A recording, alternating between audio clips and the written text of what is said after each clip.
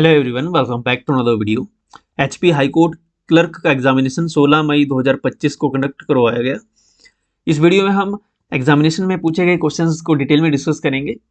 Start करते हैं पहले क्वेश्चन से। फर्स्ट क्वेश्चन है, which country hosted the 2022 FIFA world cup. FIFA world cup 2022 में किसने होस्ट किया था?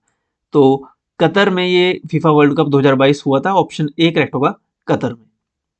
अगला क्वेश्चन है, where is the headquarter of the United Nations. United Nation का यूएन का हेडक्वार्टर कहाँ पर स्थित है? यूएन का हेडक्वार्टर न्यूयॉर्क में है, अमेरिका के न्यूयॉर्क सिटी में। ऑप्शन डी करेक्ट होगा, न्यूयॉर्क में है यूएन का हेडक्वार्टर। थर्ड क्वेश्चन है, which is the largest desert in the world. विश्व का सबसे बड़ा डेजर्ट कौन सा है? Antarctic desert is the largest desert in the world. ये सबसे बड़ा डेजर्ट है।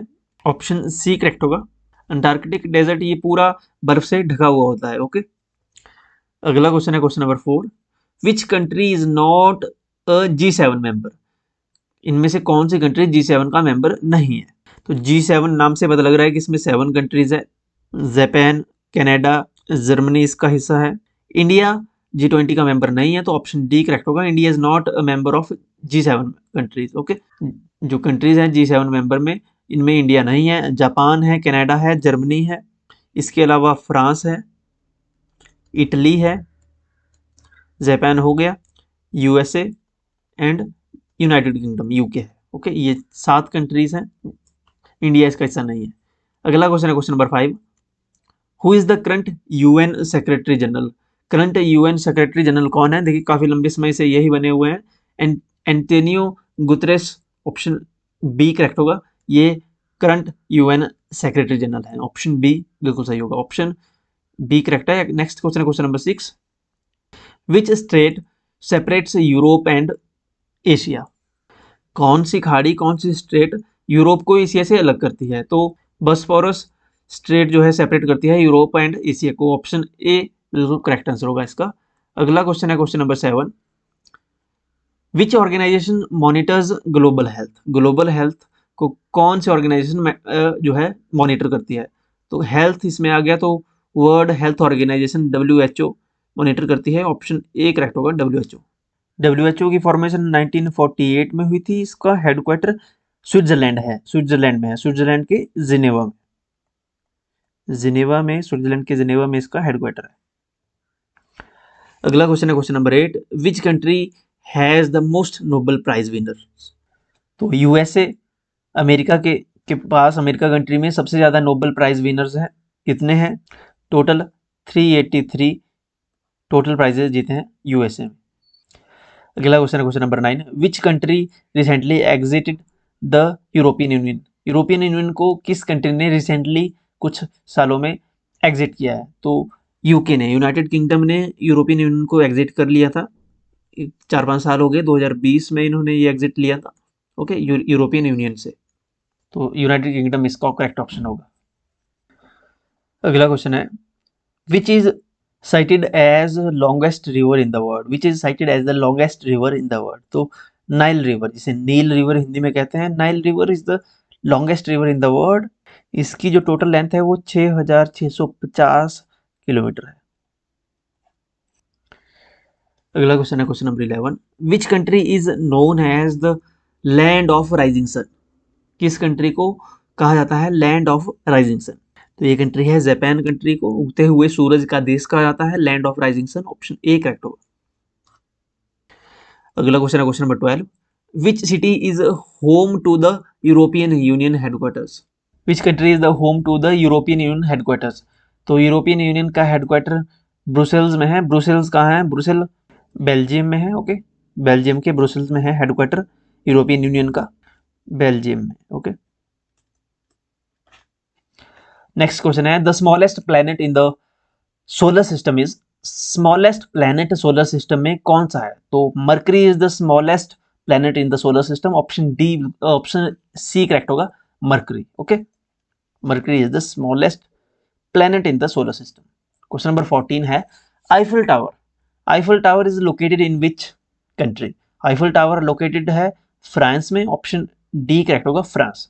किस शहर में है, कौन सी, कई बार सिटी पूछ ली जाती है, किस सिटी में है फ्रांस की, तो फ्रांस की पेरिस सिटी में है, पेरिस में है Eiffel tower. Question number 15, which country is the largest by land area, which country is the largest by land area. क्षेत्रफल की दृष्टि से अगर बात करें, यहाँ पे क्वेश्चन में जो पूछा है कि एरिया वाइज लैंड एरिया किस कंट्री का सबसे ज्यादा है, तो ये रशिया का है, ऑप्शन सी करेक्ट होगा, रशिया। अगला क्वेश्चन है question number 16, under which article can the president of India declare national emergency. National emergency president of India किस आर्टिकल के तहत लगाता है। नेशनल इमरजेंसी का जो वर्णन किया गया है इंडियन कॉन्स्टिट्यूशन में वो है आर्टिकल 356 में, सॉरी 352 में, ऑप्शन सी करेक्ट होगा। Article 352 is related to national emergency, 356 is related to president rule. President rule किसी भी राज्य में, किसी विशेष क्षेत्र में, देश के किसी विशेष क्षेत्र में लगाया जा सकता है, किसी स्टेट में, किसी शहर में प्रेसिडेंट रूल लगाया जा सकता है, किसी भी स्टेट में, किसी भी यूनियन टेरिटरी में, लेकिन नेशनल इमरजेंसी पूरे देश में एक साथ लगती है। यही डिफरेंस है नेशनल इमरजेंसी में और प्रेसिडेंट रूल में। ओके, तो प्रेसिडेंट रूल आर्टिकल 356 में आता है, 352 में, 352 में नेशनल इमरजेंसी आती है। तो नेशनल इमरजेंसी क्वेश्चन में पूछा गया था आर्टिकल 352, ऑप्शन सी करेक्ट होगा। एक और आर्टिकल है आर्टिकल 360, ये वित्त आपातकाल से रिलेटेड है, वित्तीय आपातकाल। ओके, ये भारत में अभी तक एक भी बार नहीं लगा है। इसके अलावा नेशनल इमरजेंसी और प्रेसिडेंट रूल तो कई बार लग चुका है ऑलरेडी। ओके, अगला क्वेश्चन है question number 17, who was the chairman of the drafting committee of the Indian constitution. Indian constitution में ड्राफ्टिंग कमेटी, जो एक महत्वपूर्ण कमेटी थी, ड्राफ्टिंग कमेटी, उसके चेयरमैन कौन थे। चेयरमैन थे doctor Bhimrao Ambedkar, option B correct होगा, भीमराव अंबेडकर। अगला क्वेश्चन है question number 18, which constitutional amendment introduce the anti defection law. Anti defection law किस कॉन्स्टिट्यूशनल अमेंडमेंट एक्ट के द्वारा इंट्रोड्यूस हुआ था। एंटी डिफेक्शन लॉ दल बदल कानून, ये 52nd अमेंडमेंट एक्ट द्वारा 1985 में इंट्रोड्यूस हुआ था। 52वां संविधान संशोधन 1985 में, ऑप्शन बी करेक्ट होगा। 42वां संविधान संशोधन 42nd अमेंडमेंट यहाँ पे ऑप्शन में दिया है, इसे मिनी कॉन्स्टिट्यूशन भी कहा जाता है। मिनी कॉन्स्टिट्यूशन, क्यों इसे मिनी कॉन्स्टिट्यूशन कहा जाता है, क्योंकि 1975 में इंदिरा गांधी की गवर्नमेंट में 42वें संविधान संशोधन 1976 में बहुत ज़्यादा संशोधन किए गए थे, इतने ज़्यादा संशोधन हो गए थे कि उसको अगर मिला दें तो एक मिनी कॉन्स्टिट्यूशन बन सकता था। तो इसी कारण इसे मिनी कॉन्स्टिट्यूशन के नाम से जाना जाता है। मिनी कॉन्स्टिट्यूशन 42वां संविधान संशोधन 1976 को। ओके, चलिए अगला क्वेश्चन है question number 19, the concept of judicial review in the Indian constitution is borrowed from which country. जो जुडिशियल रिव्यू का जो कॉन्सेप्ट है, ये इंडियन कॉन्स्टिट्यूशन में, भारतीय संविधान में किस देश से बोरो किया गया है, लिया गया है। तो ये कंसेप्ट जुडिशियल रिव्यू का ये यूएस से लिया गया है, United States of America, option B बिल्कुल करेक्ट हो जाएगा इसमें। अगला क्वेश्चन है question number 20, the directive principles of state policy are non justiciable, which article mention this future. Directive principle of state policy यानी नीति निदेशक तत्व जो हैं, आर्टिकल 36 से जो स्टार्ट होते हैं, आर्टिकल 36 से आर्टिकल 50 तक नीति निदेशक तत्व, जिसे directive principle of state policy कहा जाता है, ये नॉन जस्टिसेबल है। ये किस आर्टिकल में कहा गया है, तो ये आर्टिकल 37 में कहा गया है, ऑप्शन सी करेक्ट होगा, आर्टिकल 37। अगला क्वेश्चन है question number 21, the first session of Indian national Congress in 1985 was held in. भारतीय राष्ट्रीय कांग्रेस का जो प्रथम अधिवेशन हुआ था, फर्स्ट सेशन हुआ था 1985 में, 1885 में, वो कहाँ पे हुआ था। ये बॉम्बे में हुआ था, ऑप्शन ए करेक्ट होगा, बॉम्बे में। सेकंड अधिवेशन कलकत्ता में हुआ था, पहला हुआ था बॉम्बे में, सेकंड हुआ था कलकत्ता में। ओके, अगला क्वेश्चन है, who founded the Arya Samaj इन 1875। 1875 में आर्य समाज की स्थापना किसने की थी। स्वामी दयानंद सरस्वती। स्वामी दयानंद सरस्वती ने आर्य समाज की स्थापना की थी 1875 में, ऑप्शन बी करेक्ट होगा। ओके, अगला क्वेश्चन है question number 23, the Ilbert bill controversy occurred during the tenure of which viceroy. किस वाइसरॉय के कार्यकाल में, टेन्योर में एल्बर्ट बिल कंट्रोवर्सी हुई थी। तो ये लॉर्ड रिपन के शासनकाल में हुई थी, ऑप्शन सी करेक्ट होगा, लॉर्ड रिपन। 1883 में ये कंट्रोवर्सी हुई थी लॉर्ड रिपन के कार्यकाल में। अगला क्वेश्चन है क्वेश्चन नंबर 24, इजी क्वेश्चन है। Swaraj is my birth right, ये स्लोगन किसने दिया था? Swaraj is my birth right and I shall have it was given by, this slogan was given by बाल Gangadhar Tilak. Option B correct होगा, बाल गंगाधर तिलक। अगला क्वेश्चन है question number 25, the Simon commission was boycotted because, Simon commission का boycott क्यों हुआ था? Simon commission का बाइकआउट हुआ था because it had no Indian members, इसमें कोई भी इंडियन मेंबर नहीं था। इस कमीशन में, जो कमीशन गठित हुआ था साइमन कमीशन जिसका नाम था, इसमें कोई भी इंडियन नहीं था इस कमेटी में, इस कमीशन में, जिस कारण से इसका बाइकआउट किया गया था भारतीयों द्वारा। ओके, तो ऑप्शन बी करेक्ट होगा। अगला क्वेश्चन है question number 26, non cooperation movement was called off by Mahatma Gandhi after which incidence? Non cooperation movement जो 1920 में शुरू हुआ था, नॉन कॉपरेशन मूवमेंट, असहयोग आंदोलन, ये महात्मा गांधी द्वारा वापस ले लिया गया था। क्यों ले लिया गया था ये पूछा गया यहाँ पे, किस इंसिडेंट्स के बाद इसे वापस ले लिया गया था? तो 1920 में एक नॉन कॉपरेशन मूवमेंट शुरू हुआ था। 1922 में एक घटना हुई थी जिसका नाम था चौरी चौरा इंसिडेंट्स, चौरा चौरी की घटना जिसमें पुलिस थाने में आग लगा दी गई थी, काफी बड़ा ये इंसिडेंस हुआ था। इसके बाद महात्मा गांधी ने इस मूवमेंट को वापस ले लिया गया था, क्योंकि उनका मानना था कि इस मूवमेंट में कोई भी हिंसा की कोई भी जगह नहीं है, यहाँ पे हिंसा हुई चौरा चौरी इंसिडेंस में, जिसके बाद महात्मा गांधी आहत हो गए और उन्होंने नॉन कॉपरेशन मूवमेंट तत्काल रूप से स्थगित कर दिया। अगला क्वेश्चन है, the Indian army, Indian national army INA was recognised by Subhash Chandra Bose in which country?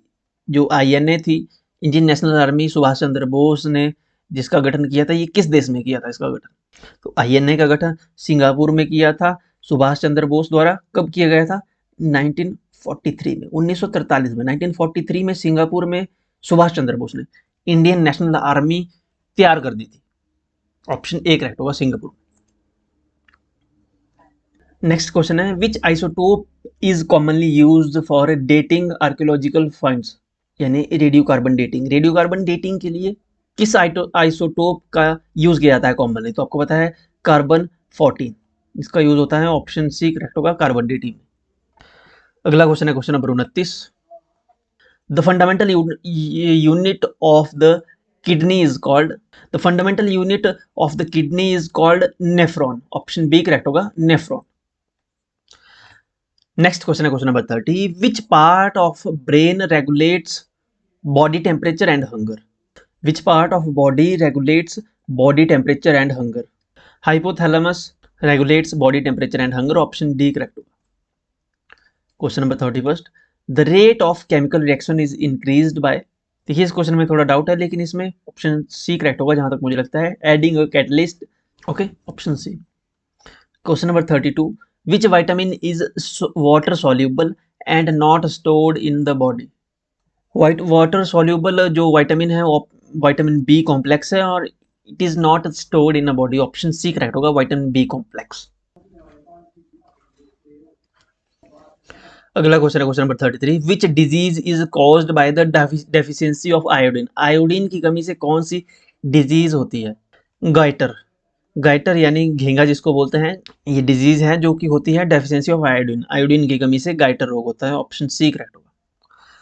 अगला क्वेश्चन है question number 34, which gas is released during photosynthesis? प्रकाश संश्लेषण की प्रक्रिया में कौन सी गैस रिलीज होती है? प्रकाश संश्लेषण की प्रक्रिया में जो पेड़ गैस रिलीज करते हैं वो है कार्बन डाइऑक्साइड। कार्बन डाइऑक्साइड लेते हैं वो और ऑक्सीजन छोड़ते हैं, रिलीज करते हैं O2 oxygen. Option A correct होगा, ऑक्सीजन। और एब्जॉर्ब करते हैं वो कार्बन डाइऑक्साइड। ओके, तो यहाँ पे पूछा था रिलीज कौन सी करते हैं, तो ऑक्सीजन रिलीज करते हैं। ऑप्शन ए करेक्ट होगा। नेक्स्ट क्वेश्चन है question number 35, which is the what is the main component of biogas? Biogas का मेन कंपोनेंट कौन सा है? तो बायोगैस का जो मेन कंपोनेंट है वो है मीथेन, मीथेन यानी CH4, methane. Option C correct होगा, मीथेन। अगला क्वेश्चन है question number 26, who is the current chief justice of India? Current chief justice of India, India के करंट चीफ जस्टिस कौन है? चीफ जस्टिस हैं जस्टिस भूषण रामकृष्ण, जो shortcut यहाँ पे जस्टिस BR दिया है, इसकी फुल फॉर्म है जस्टिस भूषण रामकृष्ण गवाई। ओके, भूषण रामकृष्ण गवाई, जस्टिस भूषण रामकृष्ण गवाई। ऑप्शन बी करेक्ट होगा, ये current chief justice of India है। ओके, अगला क्वेश्चन है question number 37, who is the current chairperson of the Rajya Sabha? Rajya Sabha के करंट चेयरपर्सन कौन है? चेयरपर्सन राज्यसभा के होते हैं vice president. Okay, vice president ही चेयरपर्सन होते हैं राज्यसभा के। तो राज्यसभा के चेयरपर्सन है, करंट चेयरपर्सन है वर्तमान में जगदीप धनखड़ जी। ऑप्शन बी करेक्ट होगा, जगदीप धनखड़। राजनाथ सिंह ये डिफेंस मिनिस्टर हैं, कैबिनेट में डिफेंस मिनिस्टर हैं। अमित शाह होम मिनिस्टर हैं और ओम बिरला ये लोकसभा स्पीकर है। अगला क्वेश्चन है question number 38, who is the governor of the reserve bank of India? RBI, reserve bank of India का करंट गवर्नर कौन है as of 2025? Sanjay Malhotra governor हैं रिजर्व बैंक ऑफ इंडिया के। ऑप्शन डी करेक्ट होगा, संजय मल्होत्रा। देखिए लेटेस्ट करंट अफेयर्स यहाँ पे पूछे गए थे और important current affairs.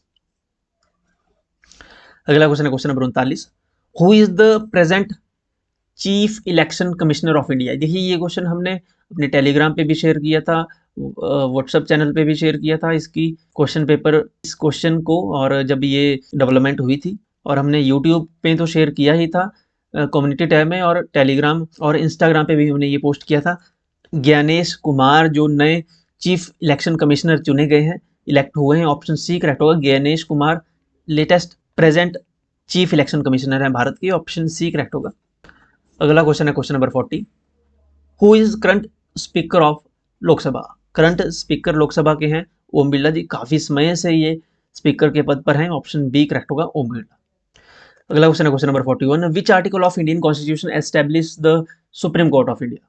Which article of Indian constitution establish the supreme court of India? Article 124, article 124 से संबंधित है सुप्रीम कोर्ट ऑफ इंडिया से। ऑप्शन बी करेक्ट होगा। नेक्स्ट क्वेश्चन है question number 42, what is the retirement age of supreme court जज in India? Supreme court के जज की रिटायरमेंट एज क्या है भारत में? सुप्रीम कोर्ट में जो जज होते हैं उनकी रिटायरमेंट एज है 65 ईयर, 65 वर्ष सुप्रीम कोर्ट के जजेस की रिटायरमेंट एज है, और 62 साल 62 ईयर्स ये हाई कोर्ट के, जो स्टेट के हाई कोर्ट्स होते हैं, इनके जजेस की जो रिटायरमेंट एज है वो 62 ईयर्स है। ओके, 65 सुप्रीम कोर्ट, यहाँ पे सुप्रीम कोर्ट की पूछा गया है तो 65 करेक्ट होगा, ऑप्शन सी करेक्ट हो जाएगा। अगला क्वेश्चन है question number 40, the collegium system in appointments is related to? Collegium system किससे संबंधित है? कोलिजियम सिस्टम संबंधित है appointment of supreme court and high court जजेस। ये कोलिजियम सिस्टम इंट्रोड्यूस हुआ था 2015 में, लेकिन इसको बाद में बंद कर दिया गया था। कोलिजियम सिस्टम ये ज़्यादा दिन चला नहीं था। ये संबंधित था सुप्रीम कोर्ट और हाई कोर्ट के जजेस की अपॉइंटमेंट से संबंधित। अगला क्वेश्चन है question number 44, which Indian state is known as land of 5 rivers? Land of 5 rivers popular for cultural tourism.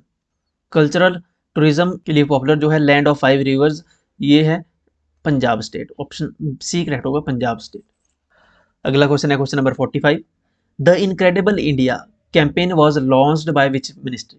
The incredible India ये कैंपेन मिनिस्ट्री ऑफ टूरिज्म के द्वारा लॉन्च किया गया था ईयर 2002 में। 2002 में ये कैंपेन लॉन्च किया गया था, the incredible India, ministry of tourism के द्वारा। ऑप्शन डी करेक्ट होगा। अगला क्वेश्चन है question number 46, which city is widely known as the yoga capital of the world, attracting tourists globally? Yoga capital of world के नाम से कौन सी city जानी जाती है? वो है सिटी ऋषिकेश। ऋषिकेश उत्तराखंड में जो ऋषिकेश है, इसे जाना जाता है yoga capital of the world के नाम से। नेक्स्ट क्वेश्चन है question number 47, the Ajanta and Ellora caves are located in? Ajanta और एलोरा की गुफाएं किस राज्य में स्थित है? अजंता और एलोरा की गुफाएं जो है केव्स, ये महाराष्ट्र में स्थित है। ऑप्शन बी करेक्ट होगा, महाराष्ट्र। कई बार एग्जैक्ट प्लेस पूछ लिया जाता है कि कहाँ है, तो ये औरंगाबाद में है। औरंगाबाद, महाराष्ट्र के औरंगाबाद में। अगला क्वेश्चन है question number 48, the statue of unity, the world's tallest statue, is a major tourist attraction in? जो स्टैच्यू ऑफ यूनिटी है सभी को पता है कि ये गुजरात में है। ऑप्शन सी करेक्ट होगा। और इसकी हाइट कई बार एग्जामिनेशन में पूछ जाती है। ये 182 मीटर हाइट पर, 182 मीटर इसकी टोटल हाइट है। ओके, इस स्टैच्यू की टोटल हाइट जो है 182 मीटर है। स्टैच्यू ऑफ यूनिटी किसका स्टैच्यू है? ये उनका नाम आपको कमेंट सेक्शन में बताना है, जिनका ये स्टैच्यू ऑफ यूनिटी में जो है स्टैच्यू है उनका। ओके, अगला क्वेश्चन है question number 49। The mushroom city of India is in, mushroom city of India, mushroom city of India Himachal में है, हिमाचल में सोलन में, सोलन को मशरूम सिटी ऑफ इंडिया के नाम से जाना जाता है। ऑप्शन बी करेक्ट होगा, हिमाचल। अगला क्वेश्चन है question number 50। The Himachal Pradesh high court was established in, Himachal Pradesh high court की स्थापना कब हुई थी? हिमाचल प्रदेश हाई कोर्ट की स्थापना तभी हुई थी जब हिमाचल प्रदेश को पूर्ण राज्य का दर्जा दिया गया था। पूर्ण राज्य का दर्जा हिमाचल प्रदेश को 1971 में दिया गया था, और हिमाचल प्रदेश का जो हाई कोर्ट है उसको भी एस्टेब्लिश 1971 में ही हुआ था। तो ऑप्शन डी बिल्कुल करेक्ट हो जाएगा। अगला क्वेश्चन है question number 51। The chief justice of high court is appointed by, chief justice of high court, उच्च न्यायालय के मुख्य न्यायाधीश, हाई कोर्ट के जो चीफ जस्टिस होते हैं उनकी अपॉइंटमेंट कौन करता है? उनकी अपॉइंटमेंट करते हैं the president of India. Option B correct होगा, president of India. Question number 52 है। The first chief justice of Himachal Pradesh high court was, Himachal Pradesh high court के पहले चीफ जस्टिस कौन थे? तो एम.एच. बेग, हमीदुल्ला बेग पहले चीफ जस्टिस थे हिमाचल प्रदेश हाई कोर्ट की। ऑप्शन डी करेक्ट होगा, H M. Beg. Okay, so that's it. जो हमारे पास 48 अदर क्वेश्चन बचते हैं उनको हम नेक्स्ट वीडियो में डिस्कस करेंगे। आप हमारे साथ जुड़ सकते हैं टेलीग्राम, व्हाट्सअप, इंस्टाग्राम पे, इन सभी के लिंक वीडियो के डिस्क्रिप्शन में आपको मिल जाएंगे, और इसके साथ फर्स्ट कमेंट में भी इन सभी के लिंक आपको मिल जाएंगे। यहाँ से आप ज्वाइन हमें कर सकते हैं। हर प्रकार की पीडीएफ्स टेलीग्राम में मिल जाएगी आपको, और आपका कोई क्वेश्चन है तो आप इंस्टाग्राम पे हमें मैसेज करके पूछ सकते हैं। इन केस आपने चैनल को अगर सब्सक्राइब नहीं किया है तो सब्सक्राइब कर लें। Thank you.